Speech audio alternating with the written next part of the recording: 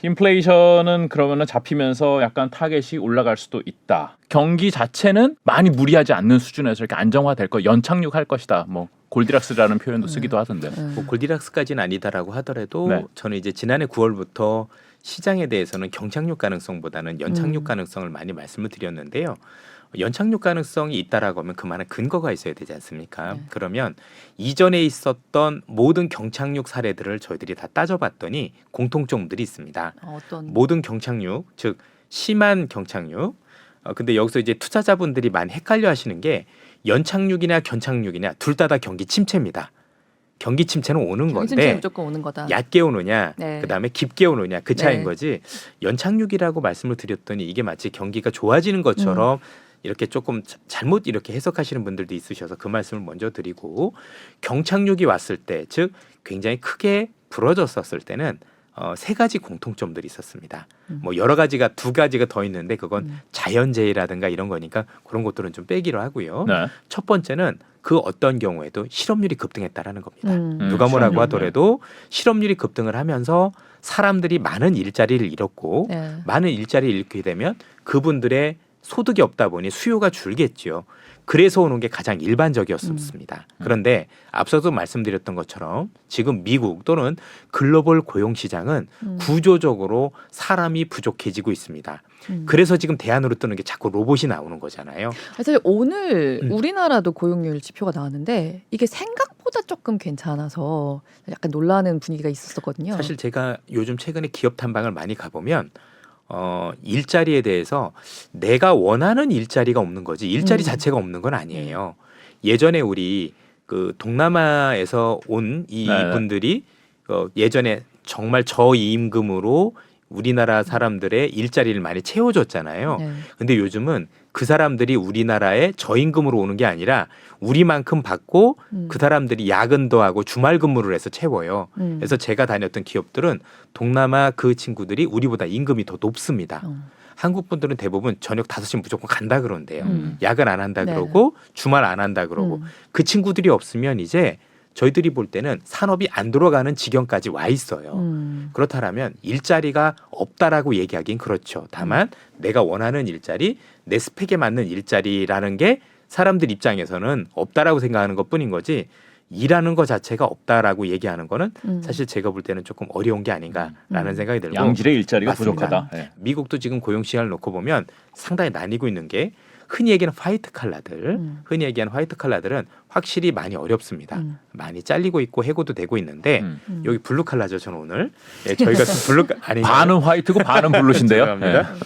미국 같은 경우 블루 칼라들은 일자리가 굉장히 부족합니다. 네. 숙련공들도 많이 부족하고 그래서 근데 블루 칼라 분들이 훨씬 더 많은 어떤 비중을 차지하고 있다 네. 보니까 그분들 어려운 거죠. 그래서 첫 번째로는 글로벌 시장에서 지금 구조적으로 사람이 부족하기 때문에 이전의 경기 침체만큼 실업률을 올리기가 쉽지 않은 구조다라는 측면에서 첫 번째 글로벌 경착륙으로 갈 가능성은 낮다라고 보고 있고요.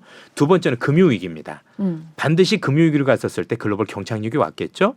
2008년에 서브프라임 위기라든가 아니면 우리가 옛날에도 뭐 겪었었던 수많은 위기들을 보면 대부분 금융위기하고 연결이 됐는데 이번 시장 같은 경우는 금융위기가 어디서 올지 이미 시장에서는 알려져 있습니다. 첫 번째로는 그게 미국의 국채시장입니다. 그러면 바꾸기 위해서 미국의 국채시장이 무너지면 전 세계가 다 무너지는 건데 과연 미국이 용인을 할까요? 아니겠죠. 이건 그래서 어렵죠. 그건 아닐 네. 거라고 보고 있고요. 각국마다 상황은 다르지만 전체적으로 현 상황이 미국의 글로벌 금융위기로 번질 가능성도 매우 낮아 보인다라는 게 두 번째고요. 세 번째는 우리가 알고 있는 것처럼 글로벌 공급 과잉이었었을 때, 즉 공급이 어마어마하게 공급 과잉이어서 이 공급 과잉을 해소하는 과정에서도 경기 침체가 컸어요. 왜냐하면 공급이 많다라는 얘기는 첫 번째로 경기가 안 좋을 때는 너무나도 많아진 이 공급, 즉 재고를 처분하는 과정에서 경기가 첫 번째로 다운이 되고 두 번째는 이 재고만 처분해서 되는 게 아니라 너무나도 많은 공장들이 있다는 공장을 없애야죠. 즉 구조 조정을 해야죠. 공장 매각도 하고 회사를 팔기도 하는 이런 과정들이 공통적으로 벌어졌었는데 이번에 글로벌 시장에서 인플레이션 원인 중에 하나가 공급 부족이었었어요. 네. 아마 이 단어 기억하시겠지만 글로벌 역사상 첫 번째 공급 부족인데 부족은. 경기가 안 좋아요. 처음입니다. 네. 그러면 지금 공급도 부족인데 그러면 부족한 공급 때문에 이전과는 다른 어떤 모습들을 보이고 있다는 얘기죠. 그래서 공급 과잉에 대한 우려도 현재 있지 않고 두 번째는 앞서 말씀드린 것처럼 글로벌 금융위기 가능성도 매우 낮고 또 실업률이 급등할 가능성이 매우 낮다라고 보면 이전에 있었던 글로벌 경기 침체로 갔던 세 가지 사례에서 모두 다 벗어나 있습니다.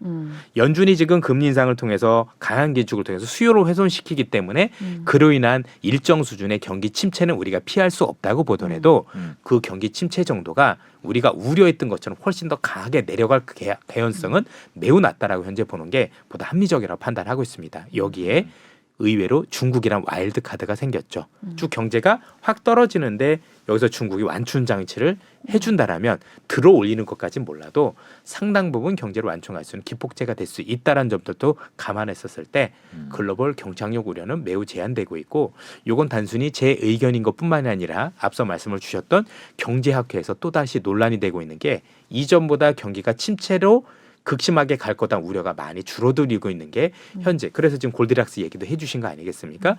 의견들이 지속적으로 뭔가 비중이 조금씩 경기가 연착륙 쪽으로 흐를 거다라는 전망들이 좀 더 무게 중심이 실리고 있다라고 보셔도 될 것 같습니다. 지금의 인플레이션의 상당 부분이 공급 부족으로 인한 것에서 나오는 것도 있는데 금리를 계속해서 이렇게 타이트하게 가져가는 걸로 이것을 해결하려고 하는 것은 맞는 처방이 아니지 않느냐. 결국 이것도 금리 인하나 아니면 금리가 어쨌든 좀 서서히 좀 잡는 쪽으로 그 하는 의견에 좀 더 동조하는 얘기가 될 것 같은데 사실 그 의견에 대해서는 의견이 나뉠 수밖에 없는 게 인플레이션과 관련된 요인은 참 많았어요. 글로벌 유동성이 공급이 과잉이었었던 것도 있었을 거고 공급 부족이었었던 것도 있었고 또 우크라이나 전쟁과 관련해서 전쟁에 따른 어떤 원자재 가격 급등도 있었었고 많은 요인들이 있었지만 그 요인들 하나하나를 해결하기엔 너무 어렵죠. 결국엔 모든 원인들은 한 10가지가 넘지만 그냥 우리가 알고 있는 금리로. 수단은 딱 하나죠. 금리 하나로 그냥 퉁치는 거죠. 네. 그래서 지금 이게 적절하지 않다는 얘기도 많지만 사실 또 그거 아니면 할 수 있는 방법이 또 없는 것도 사실이기 때문에 전쟁이 끝내기를 기다릴 수도 없는 거고 또 팬데믹이 언제 끝날지도 알 수는 없는 거고 궁극적으로 근데 중요한 건 그런 과정 속에서 하나씩 그 요인들이 해결이 되고 있죠. 예를 들어서 글로벌 공급과 관련해서도 이제 조금씩 그 팬데믹과 이런 것들이 끝나다 보니 공급이 조금씩 풀리고 있는 영향들도 좀 있을 거고 또 에너지 가격 같은 경우는 이미 전쟁 전 수준으로 내려와 있지 않습니까? 훨씬 더 아래로 내려와 있죠. 그렇게 본다라면 인플레이션을 이끌었던 원인들이 생각보다 많이 사라지고 있는 편이 있거든요. 다만 아직까지 유동성이라든가 이런 부분들이 있기 때문에 그와 관련해 좀 더 긴축을 하는 건 맞긴 하지만 여러 부분을 감안했었을 때 그래서 아마도 시장에서는 이런 점들을 감안하면 생각보다 인플레이션이 더 빨리 내려올 수도 있는 거 아니냐 이런 생각들도 가지고는 있는 것 같습니다. 상반기에는 조금 더 고통이 있다고 하더라도 그래도 하반기로 갈수록 훈풍이 불 거다라는 시나리오를 얘기를 많이 하시던데 거기에도 또 이사님도 동의를 하시는 근데 지금 말씀하신 거는 실물 경제 문제잖아요. 실물 경제가 이제 그래 생각보다 연착륙할 거야. 경착륙하지 않을 거야. 좋을 거야. 시장이 연착륙할 거야는 조금 다르지 않나요? 시장은 더 연착륙 가능성이 높다라고 생각을 하고 있고요. 지금 시장에서 조금만 긍정적인 뷰를 내면 생각보다 굉장히 싫어하십니다. 그리고 저도 오늘도 많은 전화를 투자자분들한테 받았지만 스스로 굉장히 많이 위축돼 있으세요. 굉장히 뭐 그만큼 경제가 어려웠다라는 것도 됐고 또 이게 연준이 원하는 의도예요. 그렇게 당신들 얼어 있어. 그래서 지속적으로 수요가 불어지게끔 하는 게 연준의 의도고 그게 저는 우리 투자자분들한테 지금 투영이 되고 있다라고 생각을 하고 있는데 아마 여러 투자자분들 입장에서 지금 뭐 상고하죠, 상저하고 뭐 의견들이 많이 나뉘신 걸로 알고 있지만 저는 하반기까지는 일단 가봐야지 알겠는데 전 의외로 상반기가 나쁘지 않은 시장이 될 거라고 생각을 하고 있어요. 저가 아닐 수도 있다. 뭐 그렇다고 해서 많이 올라가는 것까지는 아니더라도 왜냐하면 연준이 계속 제어를 할 거기 때문에 최소한 저는 지난 9월에 있었던 시장의 하락이 그때가 바닥이었을 가능성이 점차 신뢰를 갖는 거 아니냐라는 생각을 기본적으로 가지고 있고요. 많은 분들께서 지금 제일 우려하시는 게 기업 실적 우려거든요. 그런데 앞서도 말씀을 드렸지만 이미 삼성전자라는 거대 기업이 실적을 발표하면서 안 좋게 발표했는데도 불구하고 이전 저점을 깨지 않았다는 게 의미가 있고요.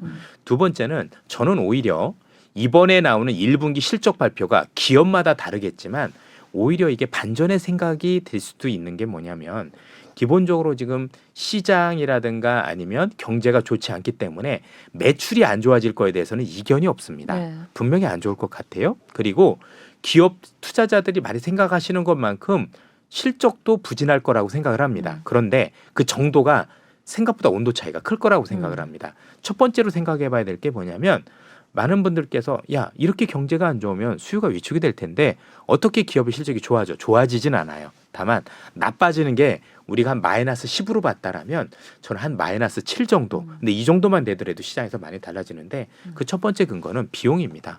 잘 아시다시피 기업들은 물건을 생산할 때 반드시 원재료라는 걸 집어넣게 돼 있죠. 네. 그런데 이미 4분기 때 생각보다 많은 원재료들이 많이 싸졌어요. 일단 앞서도 보셨겠지만 환율이 일단 원화가 강세였기 때문에 생각보다 들여오는 원자재 가격이 싸졌을 거고요. 두 번째는 지금도 그렇지만 유가를 비롯해 생각보다 많은 원자재 가격들이 4분기에 많이 안정이 됐었다라는 거죠. 그래서 매출은 확실히 줄었을 겁니다. 그런데 순이익이 어마어마하게 줄 알았는데 그 정도까지는 아닐 수도 있는. 아 그래 매출이 되게 안 좋은데 순이익도 너무나도 안 좋을 것 같은데 실제로 뚜껑을 열어보면 생각보다 비용 통제가 나쁘지 않았는데 이렇게 생각할 수도 있는 거죠. 그리고 얼마 전에 나이키에서 저희들한테 어느 정도 아이디어를 줬다고 생각을 했는데 나이키가 얼마 전에 실적 발표를 하면서 중국의 리오픈이 빨라지면 생각보다 실적이 좋아질 수 있어요라는 전망을 했다라는 거죠. 그러면 이미 지금 어느 정도 주가가 빠졌었을 때 4분기 실적이 안 좋은 건 반영이 됐을 거고 결국 우리는 향후를 볼 텐데 네. 이 향후에 대해서 기업들이 중국을 또 얘기할 수 있다라면 또 그 시점에 중국의 리오프닝이 본격화될 수 있다라면 생각보다 다른 전망을 할 수도 있지 않을까. 물론 이건 아직까지는 전망이기 때문에 조금 더 지켜봐야 되겠습니다라만 그런 가능성도 전 염두에 둘 필요가 있는 것 같아요. 왜냐하면 우리가 통상적으로 리오프닝은 생각보다 빨리 오는 게 뭐 저희들이 중국의 통계는 믿을 수는 없습니다. 그렇지 않겠습니까? 뭐 몇 명이 돌아가셨는지 아니면 어떤 상황인지 알 수는 없으나 우리가 분명히 알 수 있는 건 두 가지죠. 하나는 정말 많이 번지고 있구나. 그거는 뭐 굳이 최근에 나온 뉴스만 보더라도 생각보다 빠르게 번지고 있건 알 수 있고 네. 두 번째는 글로벌 모든 국가가 그랬듯이 저렇게 빨리 번지고 나면 리오프닝이 한두 달 내로 온다라는 거였습니다. 우리나라도 이렇게 확진자가 늘고 나서 갑자기 확 줄었거든요. 미국도 마찬가지고 전 세계가 예외 없이 어떻게 리오프닝이 왔는지 우리는 사실 데이터로도 확인했습니다. 그럼 중국도 마찬가지일 거라고 보는데 그러면 지난 연말부터 시작됐다라고 본다라면 한 두 달 정도 굉장히 고통스러운 기간이 있을 거고 그 뒤에는 이제는 서로 간에 내성이 생겼겠죠. 자연 면역을 걸릴 통해서 사람 다 걸리고. 걸릴 사람 다 걸리고 네. 이제는 시작을 할 것 같은데 그게 우리가 알고 있는 그 실적 발표 시즌과 어느 정도 맞물렸었을 때 과연 그걸 우리가 부정적으로만 볼 거냐에 대해서는 한 번 더 고민해 볼 필요가 있다라는 생각을 가지고 있습니다. 물론 이제 기업마다 4분기이기 때문에 혼이 BBX라고 하죠. 이전에 했던 뭐 부진을 다 털어내고 이런 작업하는 기업들도 분명히 있을 거고 많이 다르긴 하겠지만 제가 볼 때는 생각보다 반전을 맞는 기업들도 생각보다 많이 나올 것 같아요.